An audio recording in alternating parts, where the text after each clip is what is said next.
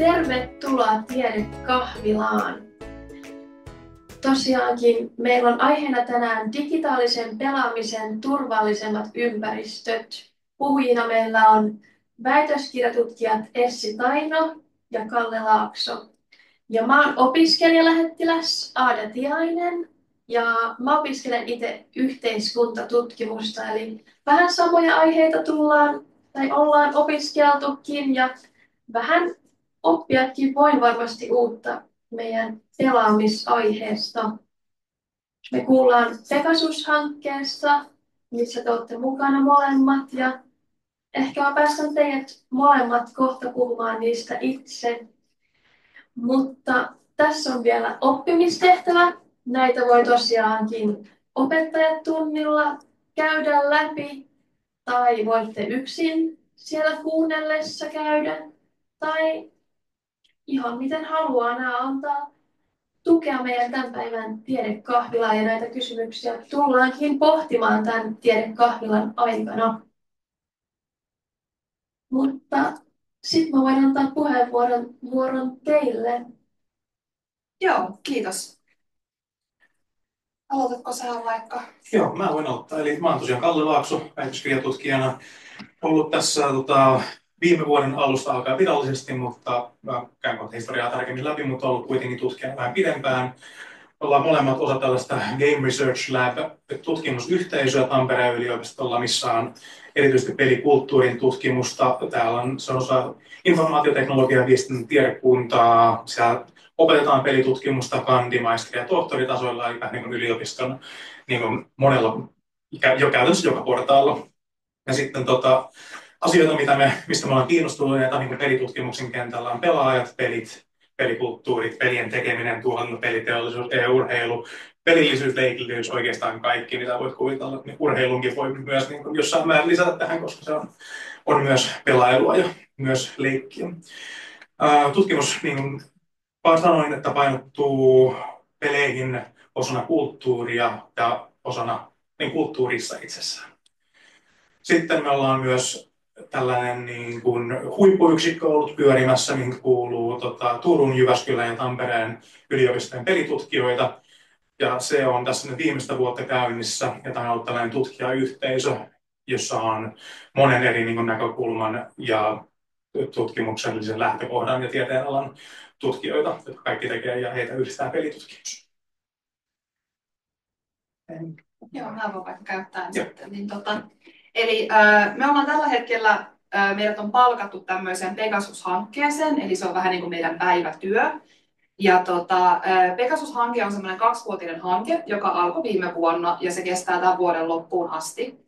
Ja hankkeen tavoitteena on tosiaan tukea Suomen pelikulttuurin sosiaalista semmoista kestävyyttä, etsimällä justiinsa tieteen tuella yhdenvertaisuustyökaluja ja keinoja, miten voi tukea sitä kentällä.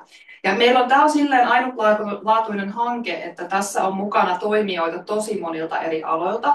Eli ei ole pelkästään pelin kehitystä, vaan meillä on myös e-urheilut, meillä on pelitapahtumat, meillä on nuorisotyö, meillä on museotyö, kouluja ja ihan niin kuin kaikki, jotka tekee jollain tavalla järjestettyä pelitoimintaa, niin kuuluu tähän meidän piiriin.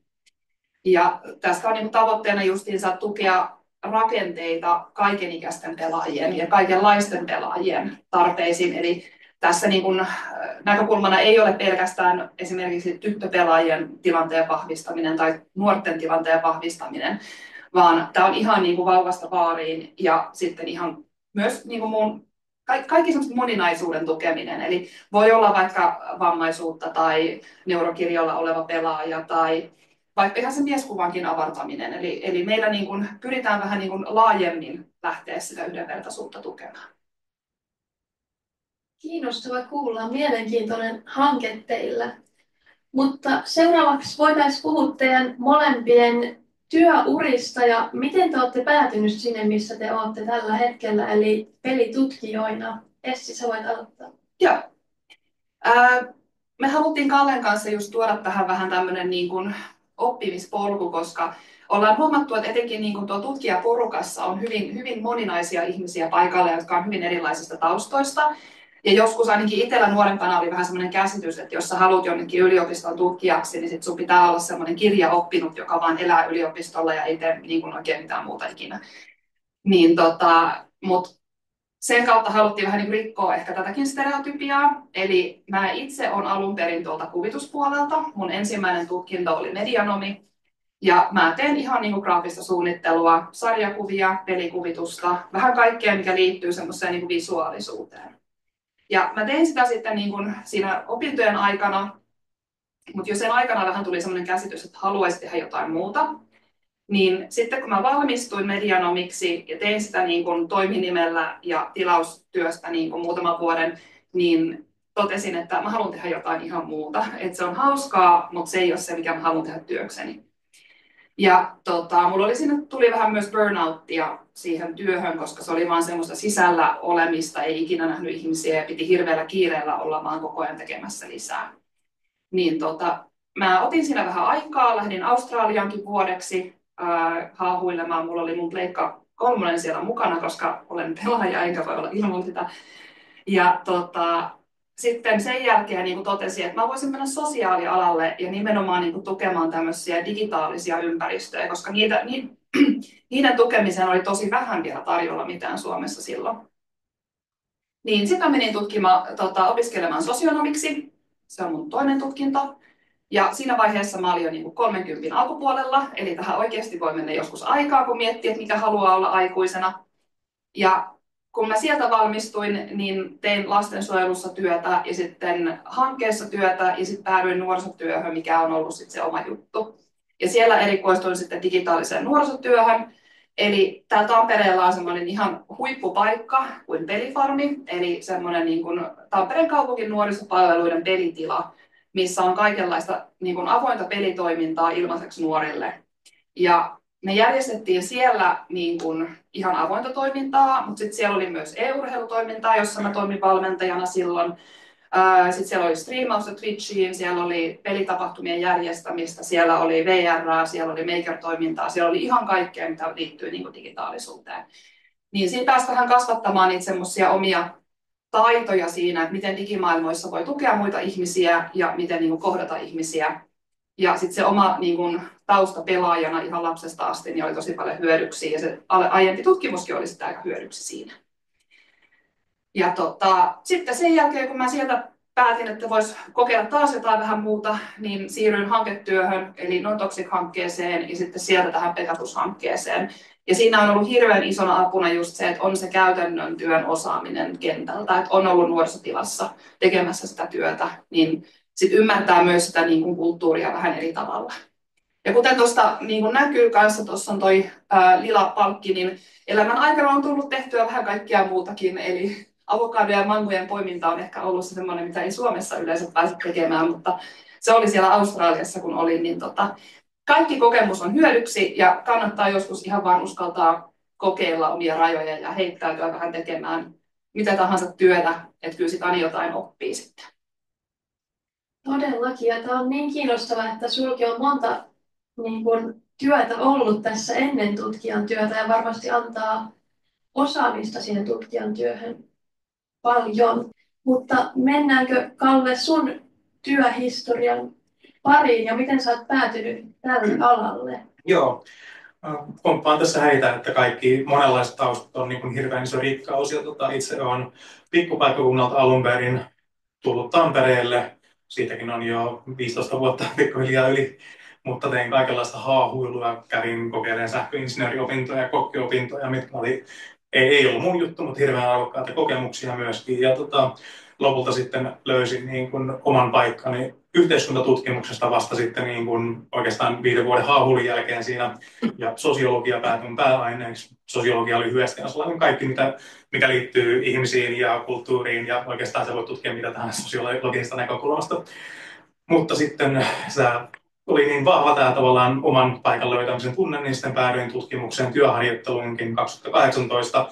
Kävin tekemässä robotiikan tutkimusta. Oli Tampereella tämmöinen ROSE-hanke, mikä tutki niin robotiikkaa hyvinvointipalveluissa, ja USUTE sitten taas oli tällainen niin työelämän robotisoitumisen hanke. Siinä voisi kuvitella, että siitä on ihan selkeä linja pelitutkimukseen, mutta ei se ihan niinkään ollut, että että siinä oli sitten vähän taukoa myöskin, ja sitten lopulta päädyin väitöskirjatutkijaksi ensin itse työhön toiseen hankkeeseen nimeltä Growing Mind, ja se oli tällainen niin kuin lasten ja nuorten pelaamisen, ja no, itse asiassa siinä oli vähän kaikkea muutakin tieteenalaa, mutta siinä oli Tampereen yliopisto mukana ja Game Labin porukkaa mukana just pelitutkimuksen näkökulmasta ja lasten ja nuorten pelaamisen näkökulmasta, ja siitä sitten päädyin myös tekemään väitöskirjaakin. Ja Pegasukseen päädyin sitten myöskin viime vuoden alkupuolella, koska mun väitöskirja-aihe siis tosiaan on tyttöjen pelaaminen ja striimauskulttuuri erityisesti ja miten ne kytkeytyy laajempaan pelikulttuuriin, niin tämä myös kytkeytyy aika selkeästi Pegasukseen ja yhdenvertaisuuskysymykseen siinä. Joo, kiinnostava kuulla. Mä oon itse tosiaan yhteiskuntatutkimuksessa kanssa, niin ehkä mustakin tulee vielä pelitutkija jonain päivänä. Mahdollisuudet on monet. Yhdenvertaisuudesta pelimaailmassa, haluatteko kertoa jotain? Joo, me ajateltiin tässä alussa vähän kertoa näistä käsitteistä, mitä me käytetään tässä. Eli tässä tulee pari slaidia enemmän tämmöistä teoriaa, ja sitten mennään enemmän siihen keskustelevampaan puoleen. Eli se, mitä me tarkoitetaan, kun me puhutaan yhdenvertaisuudesta, on tosiaan se, että kaikki ihmiset ovat samanarvoisia, riippumatta heidän niin kuin, henkilöön liittyvistä syistä. Ja tuossa on sitten listattuna vähän tarkemmin, että mitä ne tarkoittaa. Ja tämä on ihan tuolla laissakin määritelty ja ihan semmoinen yleinen käsitys, että mitä niin kuin yhdenvertaisuutta, kun siitä puhutaan, niin mitä sitä ajatellaan. Mutta kuten tässä alempanakin huomaa, että tässä on hirveästi erilaisia muitakin käsitteitä, niin sitten kun lähtee oikeasti keskustelemaan näistä ilmiöistä, niin siellä on hirveästi erilaisia termejä ja vähän tarkemmille asioille. Ja me otettiin tähän tämmöinen englanninkielinen kuva, jossa on 3 eri tilannetta, jotka vähän avartaa näitä, että miten me niin käsitellään näitä asioita. Eli kun puhutaan tasa-arvosta, niin se on usein tarkoittaa sitä, että kaikilla on samat mahdollisuudet. Mutta sitten se myös tarkoittaa sitä, että jonkun toisen, jolta puuttuu enemmän, niin hänen mahdollisuuksiaan ei välttämättä oteta huomioon, koska katsotaan, että no, nämä tukee kaikkia samalla tavalla, niin me ei voida tehdä mitään erityisjärjestelyjä. Ja se on vähän niin kuin toi ykkönen, että siinä kaikille annetaan jotain mahdollisuutta nähdä peliä paremmin, mutta se ei välttämättä riitä sitten tuolle yhdelle hahmolle tuossa, koska hän ei vieläkään näe sen aidan yli.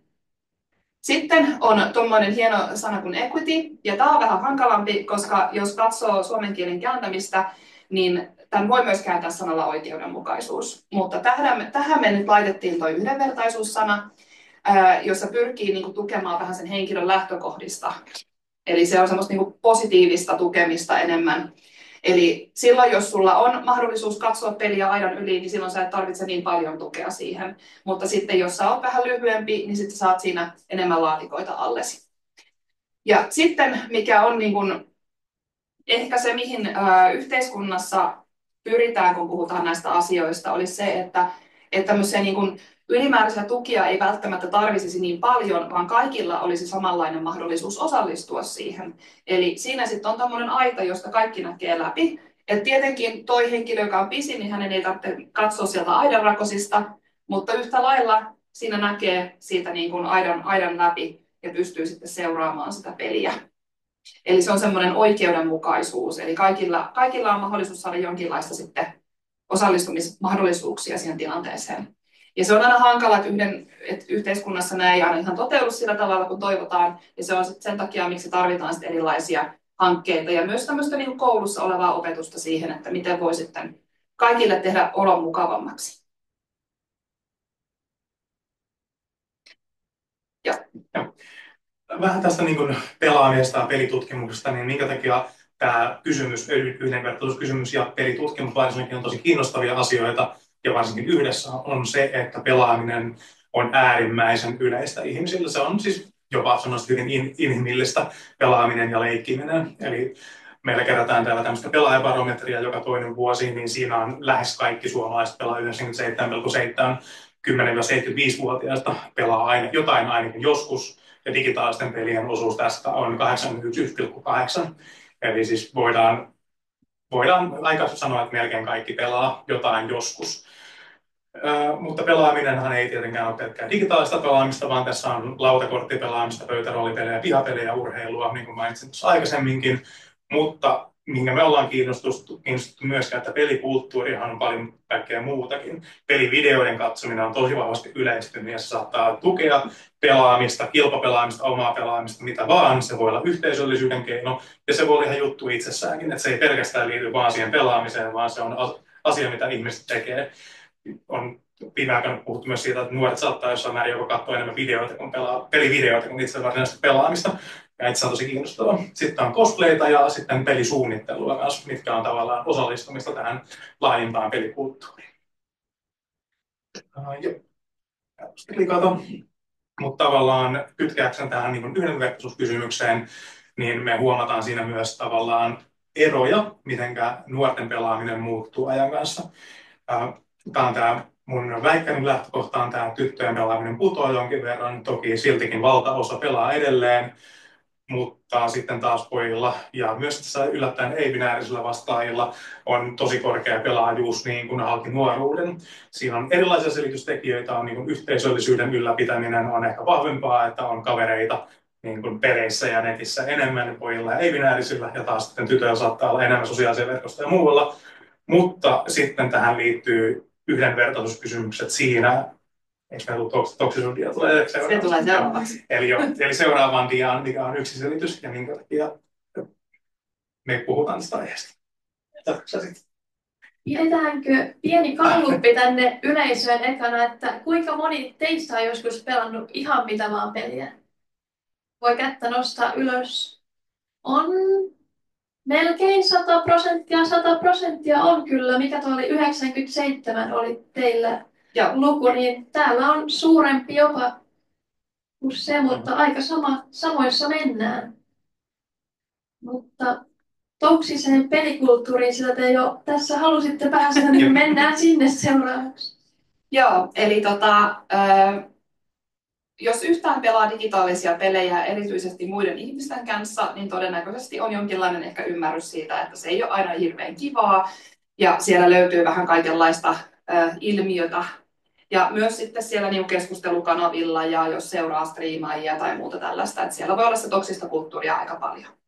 Ja me haluttiin nyt nostaa se esiin tämmöisen yhden tutkimuksen kautta. Eli kun mä olin tuolla Non-Toxic-hankkeessa, niin siellä tehtiin tämmöinen selvitys, että minkälaista niin kuin häirintää ja syrjintää nuoret kokee kilpailullisissa peleissä. Eli tämä on nimenomaan niitä pelejä, joita pelataan yleensä niin kuin e-urheilumielessä, mutta nämä vastaajat itse eivät välttämättä kaikki olleet e-urheilijoita, vaan he olivat kävijöitä Assembly-tapahtumassa, jotka sitten pelasivat näitä pelejä, joissa voi olla e-urheilija. Eli harrastaa kuitenkin semmoista sosiaalista kilpailullista pelaamista, monin pelejä. Ja näistä nuorista 90% oli kohdannut vihapuhetta ja häirintää, ja sitten 70% oli itse joutunut sen kohteeksi. 90% toivoi, että siihen puututtaisiin, ja sitten yli 80% toivoi, että kaikki kannustaisi toisiaan enemmän.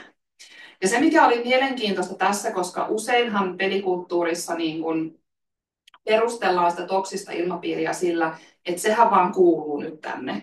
Että aina kun on kilpatilanteita, niin siinä kuuluukin vähän aukoa päätä sinne vastapuolen niin kuin pelaajille. Ja että se on niin kuin osa sitä taktikointia tai strategiaa tai muuta tämmöistä. Ja se on ihan totta, että niin kuin kilpailutilanteet nostaa tunteita pintaa. Sen näkee ihan perinteisessäkin urheilussa, että siellä ei aina ole välttämättä puhtaita jauhoja pussissa tai halutaan häiritä vähän sitä vastapuolen pelaajaa. Mutta ideana niin kuin tässä, mitä mekin niin kuin haetaan tällä häirinnällä ja syrjinnällä, niin se on sitä, mikä menee niin kuin ihan yli sen, eli ylitseampuvaksi ja ihan jo semmoiseksi niin kuin, jatkuvaksi häirinnäksi ja solvaamiseksi, ja joka luo semmoista niin kuin sietämätöntä ilmapiiriä. Eli huono käytös ei aina ole toksista, mutta huono käytös on kuitenkin semmoinen, että se vaikuttaa siihen ihmisten viihtyvyyteen siellä, ja usein sillä tavalla, että se ajaa osan henkilöistä ulos. Ja se huonolla käytöksellähän ei ole oikeasti mitään tekemistä sun pelitaitojen kanssa. Et sä voit olla yleensä, itse asiassa on huomattu tutkimusten kautta, kun on tutkittu e-urheilupelaajia, mitä korkeampi taso sulla on pelissä, niin sen vähemmän sä oikeasti käyttäydyt toksisesti ja sen vähemmän sulla on tarvetta haukkua muita. Et ne, jotka räksyttää siellä eniten, niin ne on niitä, joilla on huonoimmat taidot tai jotka ei osaa hallita sitä omaa tunnereaktiota pelin aikana. Ja mitä paremmaksi sä tuut sitten niin kuin kilpapeleissä, niin se paremmuus vaatii sitä, että sä pystyt myös hillitsemään sitä omaa tunnereaktiota siellä pelissä. Eli sä pystyt niin kun rauhoittumaan siinä tilanteessa, kun häviää, tai jollain muulla tavalla purkaa sitä harmistusta, koska ethän sä voi kesken urheiluturnauksen jossain lavalla alkaa heitellä hiirtä tai näppäimistöä tai rikkomaan näyttöä tai mitä ikinä sit saattaa. Tai jos sä oot siinä haukkumaan vastapelaajaa, niin se on heti diskataan pois siitä niin kun turnauksesta. Eli semmoinen niin kun asiallinen käytös oikeasti voi myös parantaa niitä pelitaitoja ja sitä vaaditaan, jos lähtee yhtään enemmän niin kun pelaamaan isommissa ympyröissä. Ja tässä niin kuin tutkimuksessa oli myös mielenkiintoista se, että se on niin kuin naiset ja alle 18-vuotiaat miehet, eli siis pojat, niin kokivat enemmän häirintää. Että naisilla se oli huomattavasti enemmän, mutta myös pojat kokee. Et sitten kun mitä enemmän tulee ikää, niin jostain syystä se niin kuin toksinen ilmapiiri siellä ei enää ihan niin paljon seuraa sitten sinne. Ja tämä on huomattu myös muissa kansainvälisissä tutkimuksissa. Siis nämä kaikki samat asiat. Tämä on suomalainen tutkimus, mutta tämä voisi kopioida ihan jenkkeihin tai britteihin tai mihin tahansa muuallekin. Että näitä samoja numeroita löytyy sieltäkin. Ja sitten se vaikuttaa tuo toksisuus tosi paljon niihin pelivalintoihin. Eli jos ihmettelee, että niitä tyttöjä ei näy CS:ssä, niin se todennäköisesti johtuu siitä, että kukaan ei jaksa kuunnella sitä päänaukomista, mitä siellä tulee. Toi vihapuhe ja häirintä on tosi laajoja käsitteitä, niin osaatteko te sanoa, että miten se näkyy erityisesti pelaamisessa? Tai millaista vihapuhe ja häirintä siellä on? Häirinnällä yleensä käsitellään just sellaista, että se on johonkin henkilön ominaisuuteen liittyvä asia, mitä sä yrität sitten. Esimerkiksi klassinen on se, että tytöt ei pelaa ja sitten tyttöjä haukutaan, jos vaikka puhuu äänichatissa.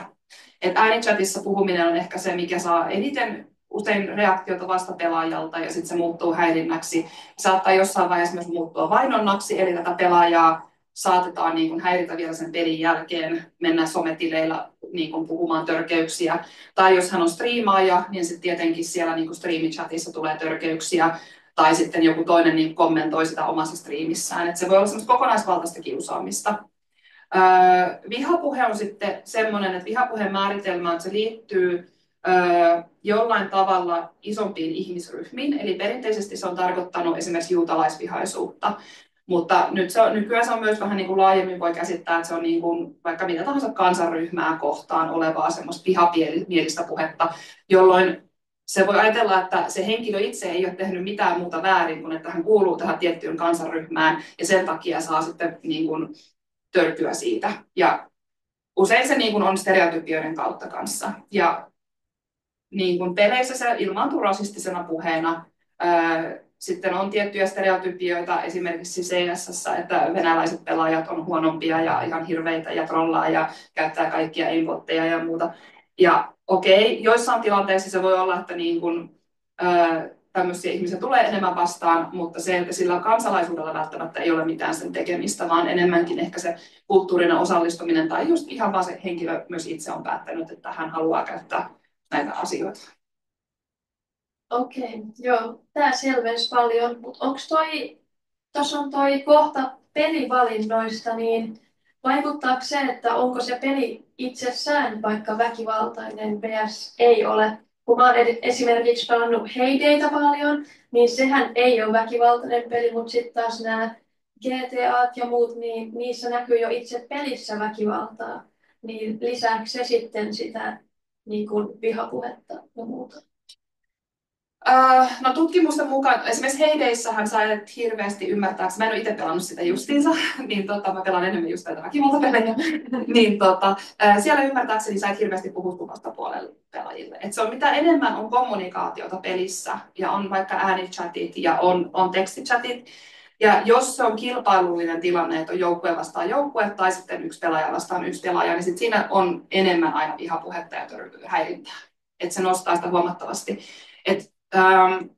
Itse niin kun, on huomannut silloin, kun minä olin nuori, niin mä suosin itse yksin pelejä just sen takia, koska mä en jaksanut sitä jatkuvaa vihapuhetulvaa, tai siis häirintää ja syrjintää, mitä naisena siellä niin kun sai. Mähän tykkäsin hirveästi esimerkiksi peleistä niin kuin Left 4 Dead ja muut tällaiset niin kuin survival co-op-pelit, mutta sitten ei jaksanut kuunnella sitä, niin sitten pelasi aina kavereiden kanssa tai pelasi yksin pelejä. Et siinä mielessä se voi vaikuttaa myös siihen pelivalintoihin, että onko sitä niin kuin pelaajaporukkaa, ja jos ei ole eikä jaksa olla sosiaalinen, niin sitten valitsee ne yksin pelit siinä. Mutta ehkä mietin vähän tätä kysymystä, mitä miettii, että tuleeko peleistä jonkinlaista aggressiota. Sehän on tosi vanha keskustelu pelitutkimuksen kentällä. Sinänsä ihan kiinnostava kysymys, että näkyykö se vihapuheena. En ole itse vasta sellaista niin kuin, tutkimusta kohdannut, mutta tähän niin kuin, laajempaan keskusteluun kantaa ottaen, niin se asia ei ole niin yksinkertainen. Se, että ei ole sellaista tavallaan suoraa evidenssiä, että pelit johtavat aggressioon, mutta ei myöskään tavallaan päinvastoinkin. Että se on vähän niin kuin väline, mutta siitä käydään tämmöistä aika yksinkertaistavaa mediakeskustelua ehkä, että pelit on tosi huono tai ne on tosi hyvä. Siinä ehkä vähän puuttuu sellainen, niin kuin, sellainen hienovaraisuus siitä, että mitä tavallaan se tutkimus oikeasti kertoo. Pelikasvatuksessa on sellainen käsitys, että pelit ei tee väkivaltaa, mutta jos ihmisellä on niin kuin taipumusta väkivaltaisiin ratkaisuihin tilanteissa, niin hän hakeutuu väkivaltaisiin peleihin. Eli se peli on enemmänkin se väline, missä purkaa niitä omia hankalia tunteita, jos on taipumusta siihen, että on muutenkin semmoinen niin kuin vaikeuksia hallita niin kuin omia tunteita tai on muuten niin kuin väkivaltainen ihminen. Että se niin kun on ympäristö, jossa sit pystyy olemaan tai toteuttamaan näitä asioita enemmän.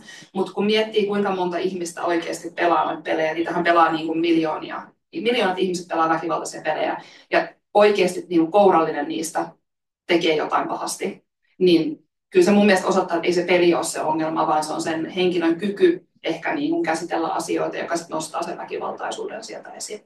Jos mitään muuta ei muista tässä, niin tämä on tärkeää. Eli kun herkästi just syyllistetään pelejä, niin se ei oikeasti ole ihan niin, vaan että nämä kaikki samat haasteet, mitä niin kuin on toksisuutta ja on syrjintää ja häirintää, niin ne on oikeasti ihan laajemmin meidän yhteiskunnassa. Et voi huomata nykyäänkin, niin kuin esimerkiksi poliittinen keskustelu on kärjistynyt tosi paljon, sosiaalisessa mediassa käytävä keskustelu on erittäin myrkyllistä niin kuin monilla tavoin, ja enemmän tulee disinformaatiota ja tulee sitä vaikuttamista ja tulee semmoista, niin kuin, että halutaan levittää tahallaan sitä väärää informaatiota, että se tuli sitä tunnereaktio ihmisissä.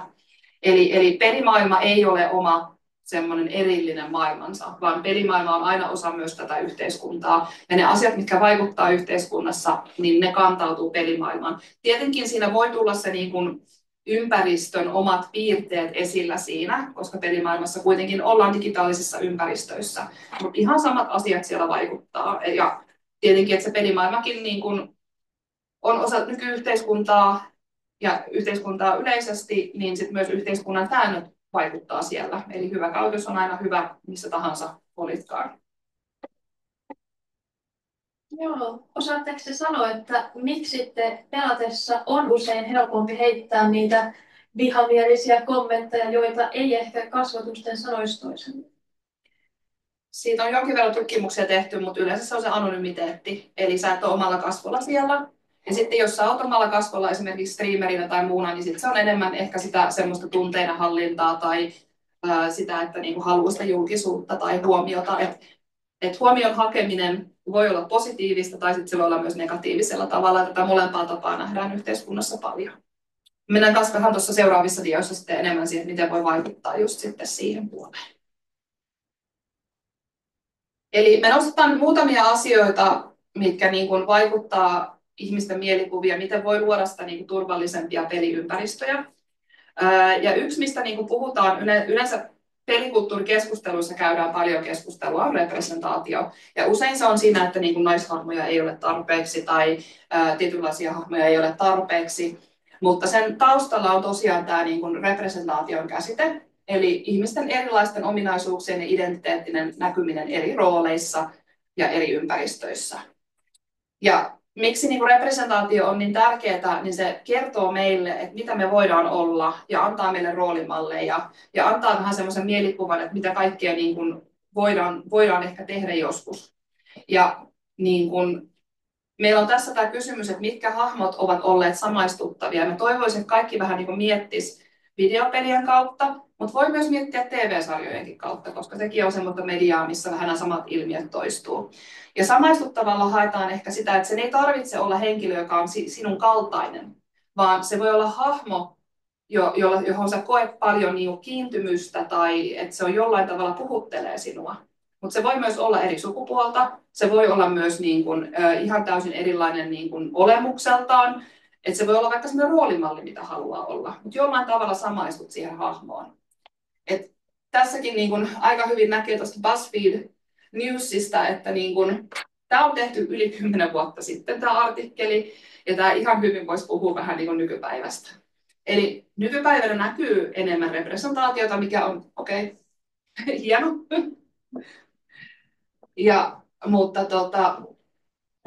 silloinkin, etenkin länsimaisissa peleissä, niin kaikki mieshahmot näytti hyvin samanlaisille. Ne oli 3-40-vuotiaita, niillä oli ruskea tai musta tukka, vähän sänkeä tossa ja semmoinen niin kuin jykevä leuka ja kaikkea. Mutta se mikä on tässä mielenkiintoista, että sit jos sä menet aasialaisiin peleihin, niin siellähän on ihan erilainen käsitys siitä, että mikä on se niin kuin, perus niin kuin mies tai perusnainen tai muu tällainen. Eli representaatiot myös muuttuu ympäri maailmaa, että mikä on se, niin kuin se tärkein hahmo tai mitä halutaan pelata. Mutta tämä on länsimaissa oleva hyvin yleinen, jota edelleen näkee monissa peleissä. Mutta voisi käydä ihan nopeasti vähän siitä, että mitkä hahmot sulla on ollut samaistumisia. Tuleeko mieleen? Samastuminen on just tavallaan, että se ei välttämättä ole se, että ihminen näyttää sulta, vaan että on samankaltaisia tavallaan ongelmia. Ja sitten on myös tavallaan sitä, että samastuminen ei välttämättä ole välttämätöntä mitenkään myös pelaamisen kannalta. Ja just itse on ehkä just sitä, että ei heti tule mieleen pelihahmoja, jotka olisi ollut suoraan tavallaan, että nyt koen, että tähän samaistumista tai tällä tavalla, että haluan ehkä sanoa, että se ei ole mitenkään välttämätöntä. Mutta sitten monet haluaa myös representaatiota sitä niin kuin viimeisestä syystä, että se on tavallaan myös halutaan representoida, eli edustaa sitä, mitä maailma oikeasti on. Ei haluta, että se peli on jotain, ja se on sellainen asia, mitä itse arvostan, että jos pelaan pelejä, että siellä näkyy sitä niin kuin moninaisuutta, mitä oikeasti näkyy, kun katsoo ympärillänsä. Että se peli ei ole tämmöinen niin kuin vaan lokero jonkinlaista maailmasta, mitä ei oikeasti ole olemassa. Joo. Mulla itselle tulee mieleen, kun mä tykkään pelaa edelleen paljon niin semmoisia roolipelityylisiä pelejä. Baldur's Gate 3 tulee nyt mieleen, ja sitten MMO-pelejä, niin kuin Final Fantasy 14 ja Guild Wars aikoinaan. Ja niissähän sä pääset tekemään oma hahmon. Eli sä päätät, miltä se hahmo näyttää, silmänvärit, hiukset, vaatteet, kaikki tällaiset. Niin niissä usein se on ehkä lähempänä semmoista, mitä mä niin kuin tykkään peleissä. Että pystyy rakentamaan semmoisen hahmon, mikä tuntuu omalta. Sen ei tarvitse näyttää samalta kuin minä itse. Ja mä yleensä en niin kuin pelaa sitä minuna itsenä, vaan mä niin kuin keksin sille jonkun oman tarinan ja luon ihan uuden hahmon. Mutta se, että siinä on mahdollisuus erilaisiin vaikka kehotyyppeihin, on ollut mulle hirveän tärkeä. Että voi olla vaikka lihaksikkaampi nainen tai hoikeampi mies tai muu tällainen, kun usein ne menee toisinpäin, että on lihaksikas mies ja hoikka nainen. Niin, että pystyy niin kuin näiden erilaisten hahmojen kautta kokeilemaan vähän sitä, että mikä on se oma identiteetti myös. Ja se oli etenkin mulla niin kuin teini-ikäisenä tosi tärkeää. Silloin kun niin kuin lähti just miettimään vielä, että mikä minä olen, minkälainen ihminen mä haluan olla aikuisena, niin pystyi niin kuin, erilaisten hahmojen kautta sit vähän kokeilemaan myös niitä omia rajoja. Et ne ei aina tuntunut ihan omalta, mutta sitten saattoi joissain hahmoissa löytyä sellainen, että hei, että tämä on ihan superhienoa ja mä haluan olla tällainen ja niin edelleen. Yksi asia, mikä tuli mieleen tuosta sun puheesta, oli, että olen tykännyt pelata Dragon Age-sarjaa niin kuin tosi pitkän aikaa, ja siinä on aina arvostanut tätä, että siinä vähän niin kuin fantasian keinoin käydään tosielämän tällaisia niin kuin kysymyksiä sukupuoli- ja seksuaalivähemmistöistä esimerkiksi. Että se on fantastinen maailma, mutta siellä käydään jotain tällaisia niin kuin keskusteluja, mitä käydään meidänkin maailmassa, ja se ihmiset tavallaan löytää itseänsä ja identiteettiänsä näissä niin peleissä, ja se voi olla hyvinkin samaistuttavaa.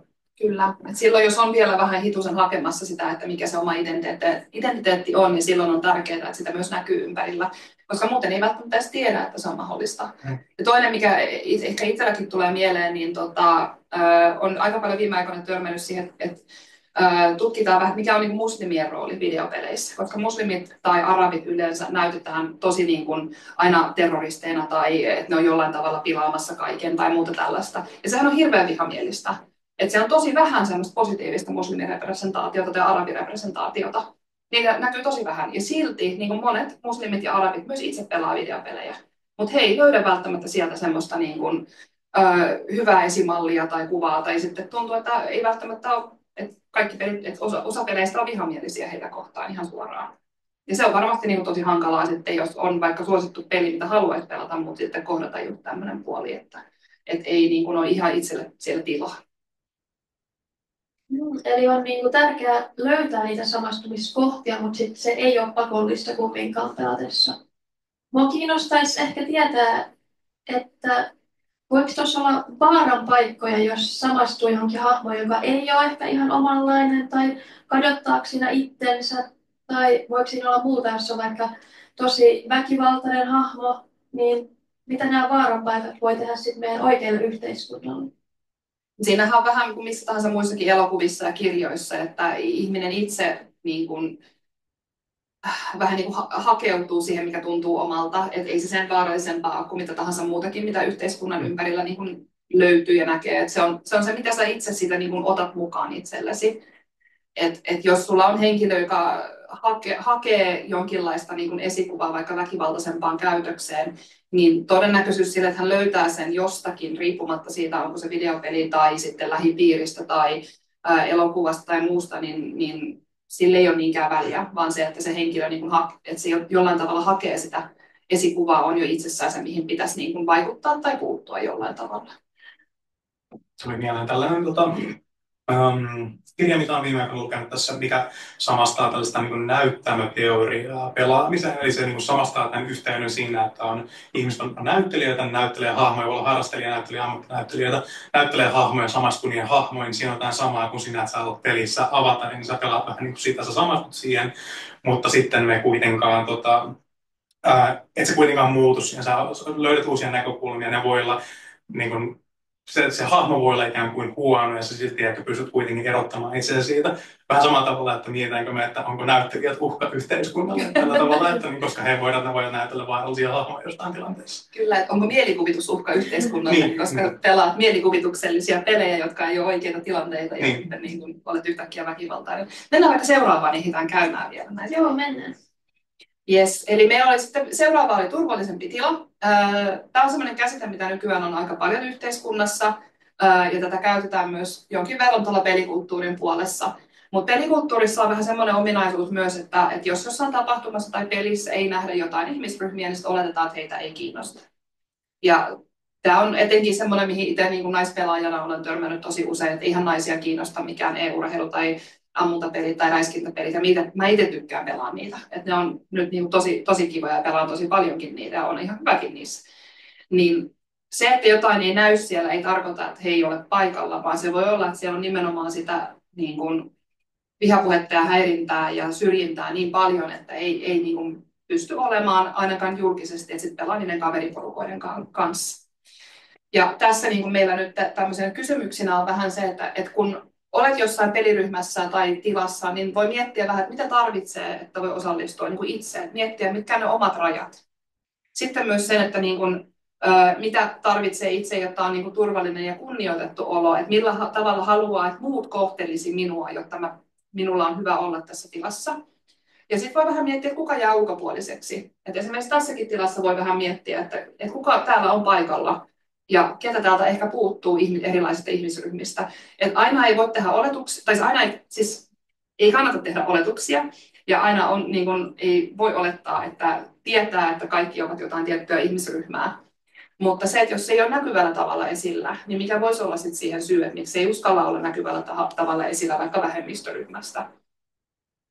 Et aina on sellaisia niin kun asioita, mitkä voi johtaa siihen, että joku ihmisryhmä kokee, että tämä ei ole heille turvallinen tila. Miten pelatessa sitten näkyy tämä turvallisuuden puute, että miten se vaikuttaa pelaamiseen? Siinä on usein se, että ihmiset hakeutuu vähän niihin omiin kaveriryhmiin. Itse silloin, kun teki monta vuotta nuorien kanssa niin kun työtä, niin meidän pelitilallakin näki paljon sitä, että jos kuuluit johonkin vähemmistöryhmään, niin sä herkemmin pelasit vain niiden tuttujen ja turvallisten kavereiden kanssa. Ja sitten niin kuin randomeiden kanssa ei välttämättä halunnut pelaa siellä pelissä, tai sitten ei ainakaan mennä sinne äänikanavalle, jossa se törky tulee sitten vastaan, jos sä avaat siellä suun. Niin se, että se rajoittaa vähän sun mahdollisuuksia, vaikka se myös suojaa sua samalla. Eli rakentaa niin kuin ympärilleen sitä turvallista ihmisjoukkoa ja sitten sen kautta niin kuin lähtee sit pelaamaan ja kokeilemaan eri asioita, niin sekin on ihan hyvä tapa. Sitten on olemassa ihan niin kuin turvallisempia peliyhteisöjä. Niitä löytyy netistä, jonkin verran niitä löytyy Discordista, nuorisopalveluita ympäri Suomen nykyään, niin pelitoiminta on aika yleistä, että sinne voi myös mennä kokeilemaan pelaamista. Ja sitten voi ihan myös itsekin miettiä, että minkälainen minä olen pelaajana ja miten minä vaikutan mun ympäristöön. Että jos on tottunut tosiaan niin kuin haukkumaan muita ja olemaan ihan hirveän niin kuin törky siinä mikrofonissa aina pelatessa, niin sehän jakautuu muille. Että se lähtee elämään ja tunnetilat on semmoisia tarttuvia. Eli jos sä puhut huonosti toiselle, niin kyllä se tarttuu siihen toiseen ihmiseen ja sitten hän jakaa sitä eteenpäin. Kunnes joku pystyy laittamaan sille stopin joko silleen, että pystyy käsittelemään sen tai sitten ei vaan välitä siitä. Jotta voi luoda turvallisempia tiloja, niin se tarvitsee sen, että jokainen itse vaikuttaa siihen omaan toimintaan. Me ei voida kieltää muilta sitä toimintaa, mutta me voidaan kyllä vaikuttaa siihen, että mitä me itse tuomme siihen yhteisöön.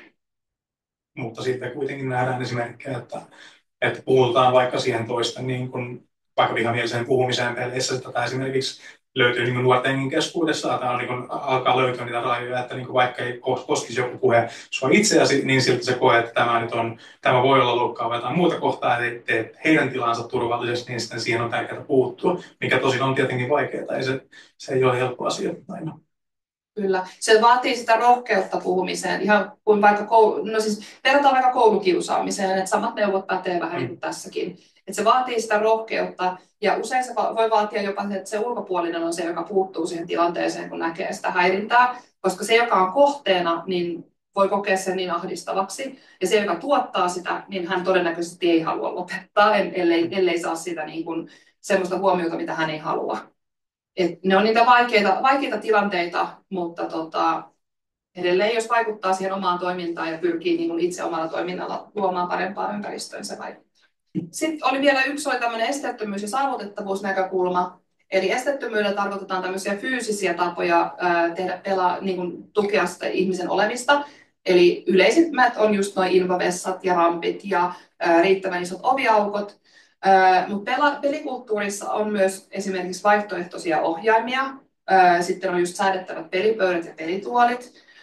Melutaso on yksi, mikä vaikuttaa. Ja sitten ihan myös sekin, että perinteisesti peli niin kuin tapahtumissa on aina tosi hämärää ja sitten hirveästi ledivaloja ja kirkkaita asioita ja tällaisia. Se voi myös vaikuttaa joillekin aika pahasti, jos on vaikka migreeniä tai muuta. Niin vaikuttaa siihen, että ei voi osallistua. Tai pahimmassa tapauksessa, jos on epilepsia, niin ei voi mennä mihinkään pelitapahtumaan, koska ne valot on liian kovia siellä. Saavutettavuudella tarkoitetaan sitten tämmöisiä niin kuin yleensä digitaalisia tiloja, mutta se voi olla myös niin kuin tämmöistä opasteita ja tämmöistä, mistä lukee tietoa täältä seiniltä. Peleissä on tosi paljon saavutettavuusasetuksia nykyään, mikä on hienoa ja niitä kannattaa niin kuin testata, koska saavutettavuudella ja esteettömyydellä on sellainen, että se ei ole vain muiden ihmisten juttu, vaan se on kaikkien meidän juttu. Jokaisella voi tulla eteen tilanne elämässä, jossa niin kun esimerkiksi käsi menee poikki, jos on pelannut jotain urheilua tai on auto-onnettomuudessa ja vähän aikaa pyörätuolissa tai muuta tällaista. Niin tarkoittaako se, että sun pitää lopettaa sun peliharrastus, koska sä et voi hetkeen pelata niin kuin normaaleilla jutuilla? Niin ei tietenkään, vaan kaikkea tämmöistä löytyy. Ja se on myös sitten tässä tärkeää, että ei pyri syrjimään niitä ihmisiä, jotka tarvitsevat näitä. Eli jos näet, että joku käyttää erikoisia pelivälineitä tai apulaitteita tai muuta, niin tukee sitä. Koska ihan itse saattaa joskus olla siinä tilanteessa. Ja itse ainakin tykkään käyttää just Fortniteissa visuaalisia ääniefektejä, koska etenkin nuorisotilalla oli välillä semmoinen härinä, että niin kun ei kuulu kunnolla peliääniä, kun sit muut puhuu siinä vieressä. Ja sitten niin kun ohjausnäppäimien säätöä olen käyttänyt ja tekstityksiä. Kaikilla meillä voi tulla elämässä hetkiä, me vanhennutaan, meillä tulee ongelmia, mitä vaan, niin tämä on kaikki saavutettavuusasiat voi vaikuttaa meihin itseen tai meidän läheisiin jossain vaiheessa. Niin se on tärkeä huomio, että se ei ole vain muita varten, vaan itsekin voi olla joskus tilanteessa. Täällä on aika monilla tällä hetkellä apulaite käytössä. Arvaako joku, mikä apulaite aika monilla tässä tilassa on nyt käytössä? Saako joku sanoa? Ja. Kyllä, silmälasit. Se on ehkä yksi yleimmistä ja se muuttuu ehkä elämän aikana, että tarvitsee jossain vaiheessa enemmän siihen tehoa ja vähemmän. Ja sekin on pelaamisessa aika iso juttu, että niin pystyy näkemään, mitä tekee siellä. Mutta mennään vaikka sitten siihen. Joo. Tämä oli tässä meidän osuus. Me tosiaan ollaan tässä pyörimässä jonkin aikaa, että jos tulee kysymyksiä. Ja saa muutenkin olla yhteydessä vaikka niin kuin sähköpostilla vai muuta.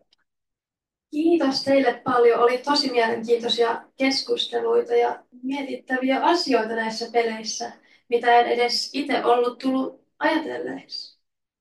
Te teette tosi mielenkiintoista tutkimusta. Tässä oli vielä teidän lähteitä, mutta tässä on oppimistehtävä vielä kertaalleen. Eli tätä voi nyt lähteä luokassa miettimään kysymyksiä. Niihin tuli jo vähän vastauksia, mutta paljon on jäänyt myös miettimättä vielä. Tiedekahvilat löytyy kootusti meidän YouTube-kanavalta ja nettisivulta tuni.fi kautta university. Sieltä voi käydä katsomassa, jos muut tiedekahvilat kiinnostaa. Seuraa meitä meidän somekanavilla. Siellä on somekanavat esillä. Ja vielä kerran kiitos kaikille.